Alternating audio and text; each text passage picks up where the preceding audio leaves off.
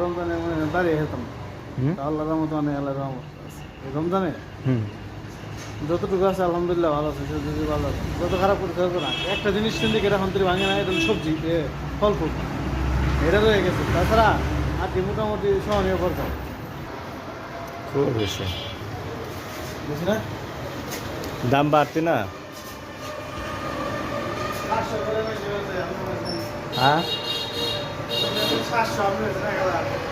না 700 টাকা আর দিতে পারবে না তো 700-800 আর দিতে পারবে না